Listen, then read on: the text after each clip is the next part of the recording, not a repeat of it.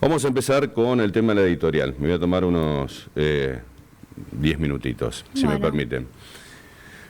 Ayer yo mencionaba que el justicialismo se estaba agachando, resolviendo sus situaciones de la mejor manera que lo puede hacer, como es, ni más ni menos, llamando internas, en donde tienen todas las diferencias, la lista más fuerte, que son los de los intendentes que están gobernando hoy por hoy en gestión, tanto capital de la provincia, estamos hablando de la ciudad de Paraná, como Eduardo Laurito en la costa del Uruguay, y la conformación que se da a través de toda la red de intendentes y dirigentes del justicialismo, que conforman la lista número 2, en donde encabeza Adán Val como senador y Michel como diputado nacional.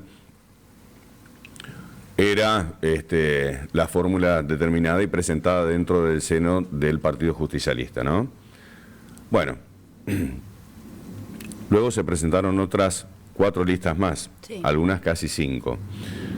En esa materia dijimos, atención, porque el justicialismo viene fuerte, dirime las diferencias democráticamente dentro del seno partidario.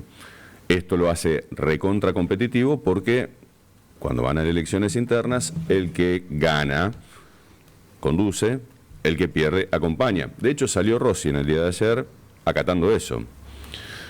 Y mientras parecía una mañana apacible y la siesta entrerriana estaba dando esos indicativos, el cimbronazo fue a la tarde-noche. ¿Por qué la tarde-noche? Porque vuelve a estallar la interna justicialista en 1000 pedazos. ¿En qué sentido? En sentido de que justamente la Junta Electoral del partido dictaminó que no hay internas porque el resto de las listas no juntan los avales necesarios. Entonces, en ese marco, volvió a estallar absolutamente todo, teniendo en cuenta que las disidencias, algunos han dicho que la van a llevar a la justicia electoral, pero no son buenas las noticias que pueden tener de la justicia electoral. Bueno, ¿qué pasó en la tardecita noche? La Junta Electoral del partido rechazó por falta de avales 4 de las 5 nóminas presentadas. La única que queda firme es la de Michel y la de Val. Esto hace de que la lista par, por ejemplo, que era la sub-40, la que salió a pasar, por ejemplo, Rossi a último momento, quede afuera, como también las otras que se habían presentado. Uno de los agrupamientos anotados, que se habían presentado con la lista número 10, dijeron de esta agrupación la lista par, que la van a judicializar. Según consta en el documento de la Junta del PJ, el rechazo de las 4 listas fue por falta de avales e incumplimiento de los requisitos formales que consigna la Carta Orgánica Partidaria para competir. Básicamente, faltaron firmas y representatividad territorial porque el reglamento exige avales en al menos 7 departamentos de la provincia, son 17 los departamentos de la provincia, y al menos un 5% del padrón provincial. Bueno, ¿qué dictaminaron las autoridades del Partido Justicialista? Que en un documento que se publicó en la página web del partido, la Junta Electoral sostuvo que las listas 1, 7, 10 y 177 no obtuvieron los respaldos necesarios para competir en la interna partidaria que está pautada para el 6 de julio. Solo quedó en pie la lista 2, Desafío Peronista, con el ex intendente de Paraná y el ex director de aduanas como precandidato a senador y diputado respectivamente. La Carta Orgánica del partido consigna que para la oficialización de estos avales se solicitaba al menos un mínimo del 10% del padrón de afiliados en cada uno de ellos, el porcentaje total de afiliados para apoyar la fórmula, tomando como distrito único la provincia, no podría ser incluso inferior al 5%. En este texto, también el mismo órgano partidario sostiene que la lista de par, como también la de Héctor Massa y UPCN, como la de Karina Ivaskov y Gerardo González, no alcanzaron los requisitos exigidos. En el caso de par, la Junta argumentó que solo alcanzaron el 10% en 5 departamentos. En caso de la lista del ex senador Massa, indicaron que presenta varias irregularidades y que no cuenta con la cantidad de avales suficientes. Y a la lista 7 de González le marcaron que además de las irregularidades tampoco llega al 10% de los 7 departamentos, siendo que solo presentó el 10% de 4. Finalmente, la nómina 177 de Ivaskov le informaron que no llega al 5% de los avales del total de padrón, ni cumple con el 10% de los 7 departamentos.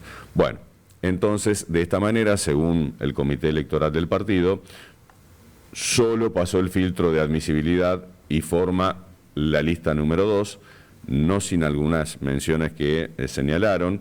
A esta propuesta le advirtieron que a pesar de que sostenían que tenían el 10% de avales en 9 departamentos, solo se pudo confirmar ese porcentaje en 7, que es el mínimo exigido en la Carta Orgánica. Todos llegaron rajuñando, según el mismo órgano, que compone la Junta Electoral del PJ a cargo de Pablo Pañone, Virginia Camarero, Héctor Vergara, Luisina Mini y Maxi Navarro.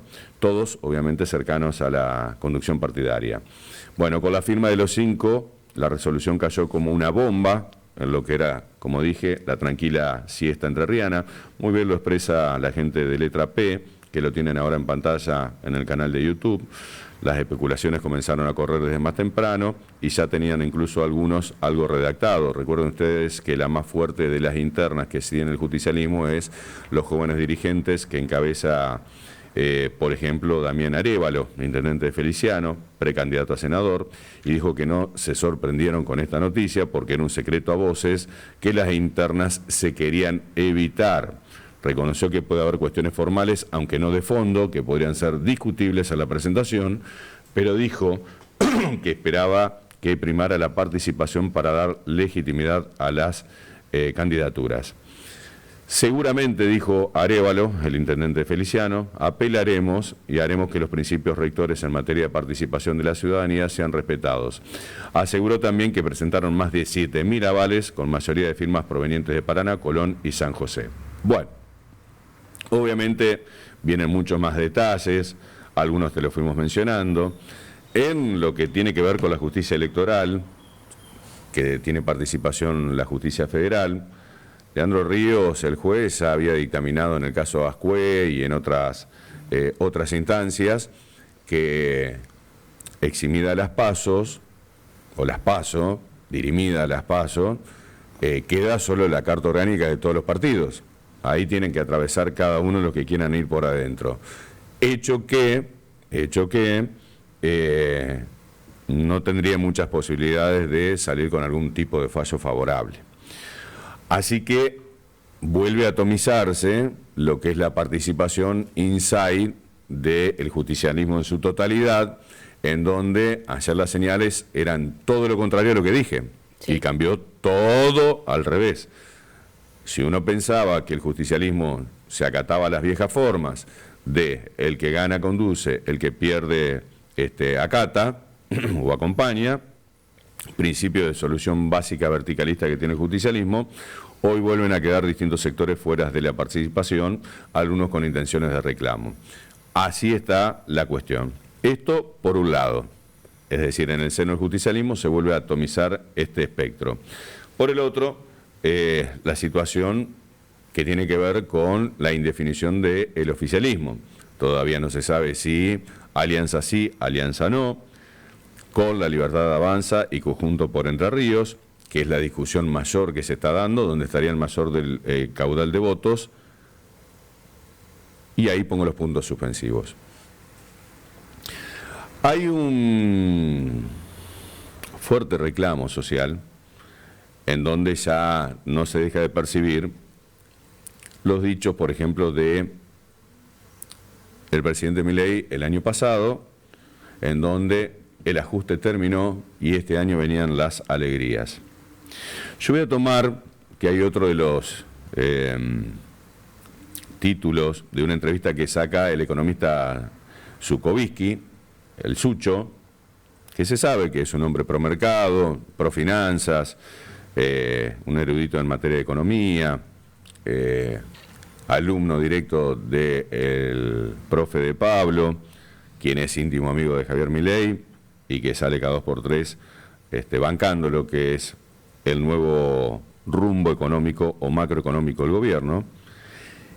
Y ya Sucho por lo menos empieza a percibir con números lo que la percepción de la calle te está dando. ¿Y qué dijo?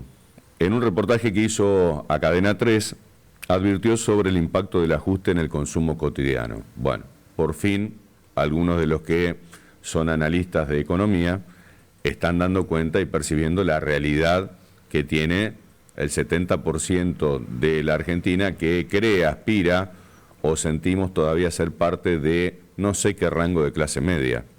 Si es clase media tirando a baja pobre, si es clase media media y media alta ya no queda. Zucco, en una entrevista que brindó a Cadena 3, dijo que el orden macro del gobierno no se discute, pero que advirtió que la micro es un problema. Habló del desplome del consumo, del cierre de 15.000 kioscos y la falta de plata en la calle. Claudio Zuccovisky ofreció un análisis profundo sobre la situación económica actual del país, ahí lo tienen en pantalla el reportaje que dio, alertando sobre las consecuencias del ajuste del consumo cotidiano. En conversación con la radio porteña de Cadena 3, destacó que la macro ya no se discute, que el gobierno la ordenó, ahora discutimos lo micro, lo que vive la gente en la calle, el kiosquero, el que va al supermercado, nosotros. Ante la persistencia y la escasez de dólares y el optimismo oficial respecto a una posible baja sostenida del tipo de cambio, Zuccovisky explicó que en finanzas, cuando tenés superávit, cuando ganás más de lo que gastás, eso genera estabilidad. Sin embargo, por fin pusieron un punto y coma acá, enfatizó que la estabilidad macroeconómica todavía no llegó al día a día de millones de personas. Y no, claro que no llegó. De hecho, desapareció. En cuanto a los sectores más afectados, como el comercio minorista, el economista fue contundente. Esta semana se habló del cierre de 15.000 kioscos. Es tremendo. Y no es solo por los impuestos o los alquileres, sino porque el consumo se derrumbó. Antes el margen era muy chiquito, pero medianamente se vendía y continuaba sobreviviendo. Ahora no se puede, no alcanza. Por más que te bajen los precios, por más que te baje un poco el alquiler, por más que te bajen un poco los impuestos. Que no pasó. Sí, en algunos sectores algo pasó, pero en términos medios, entre los impuestos municipales, provinciales, se hacen algunos esfuerzos, pero el recorte ya fue absolutamente trascendental. Con la devaluación que en la primera etapa de Milei apenas asumió, pegó de más de un 118%, la licuación en este sentido por parte de los saberes de los empleados y de todos los asalariados, y el ajuste tremendo por justamente falta de consumo y la derivación de impuestos de las ganancias, justamente solo por IVA, más todas las obras que quedaron absolutamente, y giros discrecionales del Gobierno Nacional, que quedaron absolutamente paralizadas, que ya se habían estado a medio ejecutar o que tenían previsión como para seguir ejecutándose. Eso lo podés relativizar, porque vos decís, bueno, un Estado que estaba fundido no lo puede afrontar, pero el ajustazo que se dio en nómina salarial, la liberación de precios, la liberación de actualización de los precios de energía, los precios de los alquileres, los impositivos, digan lo que digan, etcétera, etcétera, no han podido mitigar lo que ha sido el poder adquisitivo del empleado. Bajó indudablemente el impuesto más contundente y más dañino que tiene cualquier persona, que es el inflacionario, porque lo otro es una agüita que se te va por los dedos y tarde o temprano se aniquila, pero lo otro está a flor de piel. Bueno, termino lo que dijo Zucco. El que tenía 3 sucursales se quedó con una. Es un proceso de ajuste muy fuerte que impacta directamente a los ingresos familiares. Bien Zucco, bien Zucco. Insistió que la inflación no es solo un fenómeno monetario, sino también una responsabilidad del Estado. El desafío ahora es que la gente tenga dinero en el bolsillo. No podemos tener una economía donde el consumo sea un ahogo, mencionaba Claudio Zuccovisky. Cuando la gente no puede consumir, se enfría todo y ahí perdemos todos. Hago un punto ahí, que es el hijo directo de el profe de Pablo, hombre muy querido y muy cercano al presidente Milei, en donde en los últimos tiempos además observás que en los reportajes que da Sturzenegger dice que ahora van a seguir profundizando con la motosierra en las provincias. Las provincias están asfixiadas a más no poder.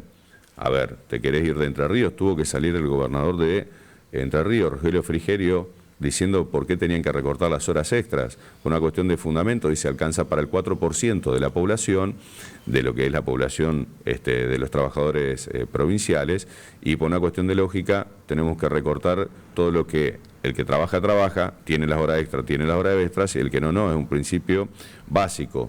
La plata no alcanza y estamos haciendo malabares con lo poco que tenemos. Y dijo, además, bueno, que no recibió Entre Ríos con un superávit de 2 o 3 meses de la nómina salarial, como tenían por ahí otras provincias, que recibió una provincia deficitaria, etcétera, etcétera. Lo que omite decir el gobernador, porque en términos electorales no le queda otra, es que también gran planta de esa nómina salarial se devaluó con la devaluación del 118%. Si no, no hubiera sido una nómina de rojo, sino por lo menos hubiera alcanzado un mes, mes y medio. Entonces, esto por un principio básico. Vos lo escuchás a Sturzenegger y dice que después de las elecciones viene mayor motosierra para las provincias. Las provincias están crujiendo. Lo que ha sido el modelo de asfixia hacia las provincias, de transferencia de recursos, porque eternamente las provincias fundieron la nación, ¿esto es cierto? Es cierto. Pedían y mandaban recursos y mientras tanto los gobernadores tenían para hacer sus negocios, sus repartos, y el gobierno nacional que se les arregle si tenía que pedir deuda afuera, si tenía que emitir con la maquinita, total, algo más se van a ingeniar y demás. ¿Es cierto? Es cierto. Había que controlar la macro, volver a poner cierto orden en caja. ¿Es cierto? Es cierto. Pero ha sido, dicho por el mismo presidente Milei, e incluso por el Fondo Monetario Internacional, un ajuste brutal con una transferencia de recursos. Sturzenegger ayer decía en otro de los medios nacionales de que, reitero, ahora venían por la profundización de la motosierra, donde tienen que hacer más ajustes las provincias para que todo cierre y no se pueda gastar más de la cuenta. Sucho hoy te está diciendo, tené cuidado, guardá la motosierra y empecé a construir puentes, porque lo que se está cayendo a pedazos es el consumo y nadie se suicida. ¿Y por qué decís que nadie se suicida? Porque si bien las encuestas te dan, que Juntos por Entre Ríos y se une con La Libertad Avanza, puede sacar más de, o orillaría el 60% del electorado, lo que ningún encuestador te está marcando es el 50% de ausencia a la hora de ir a votar que está registrando la ciudadanía en todas las últimas elecciones provinciales, incluido Cava y la última de Misiones también. Dirigente político que crea que tuvo una victoria contundente por sacar un 15% del padrón electoral, está meando fuera del tarro. No está escuchando que esto está sucediendo. Qué bueno que empiecen a registrar los economistas allegados al poder central, que el consumo no está, que sale a la calle y te das cuenta que no hay divisas, que todo cruje, que los cronogramas salariales van difiriéndose, de que se está pidiendo préstamo en muchas provincias también a los organismos financieros para tratar de pagar salarios, porque si no ni siquiera se puede afrontar y esto es deuda. De que los chicos antes le decían a papá, no, pero viste, Milei, vamos Milei, y ahora llegan a la casa y le dicen, che, papá, necesito cambiar el celular, no hay plata. ¿Pero qué? Y no hay plata, no llego a pagar la despensa, no llego a pagar el alquiler, no puedo pagar la luz, tengo que cerrar un negocio, cerraron 15.000 kioscos, no hay.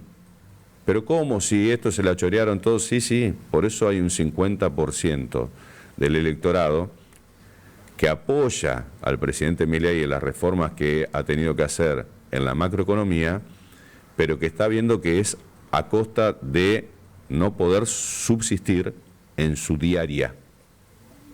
Y esto empieza a reflejarse electoralmente. ¿A dónde? En el 50% de las ausencias. No hay consumo, no se llega a fin de mes, todo cruje, hay que seguir bajando los precios. Ok, sí, pero en el mientras tanto van cerrando las empresas, cerrar las empresas, menos aportes, menos IVA, menos coparticipación, provincias más fundidas. No, tienen que ajustar más de todas las transferencias que se vienen ajustando. ¿Dónde más querés hacer? Tratás de equilibrar la caja de jubilaciones, tratás de equilibrar un poco el IOSPER para que no fluya en ningún otro lado, tratás de ver dónde vas saneando. ¿Cuánto más podés ajustar? Comercios que empiezan a cerrar, comercios que empiezan a despedir la gente. ¿Se necesitan las reformas laborales? Se necesitan. Para que haya mayor formalidad se necesitan. Se necesita todo lo que promete el gobierno nacional luego de las elecciones de medio término, se necesitan. Pero se necesita guardar la motosierra y empezar a crear puentes que vayan de cara al consumo. Y las palancas y la herramienta del gobierno nacional, hoy que tiene saneado la macro, las tiene. Porque si no, como bien dijo el economista, no le conviene a nadie y vas camino a que te eyecten de un chumbazo tarde o temprano. El 50% no es una minoría silenciosa. El 50% que no está yendo a votar es una mayoría que se está haciendo sentir, que ninguno lo puede captar hoy, ni el tren fantasma del pasado, y a Milei media confianza para la reforma del otro lado, pero no me termines de matar. Ya me sacaste la sangre que te podía dar, ahora no me termines de matar. Guarden la motosierra, empiecen a construir puentes, porque esto estalla si no,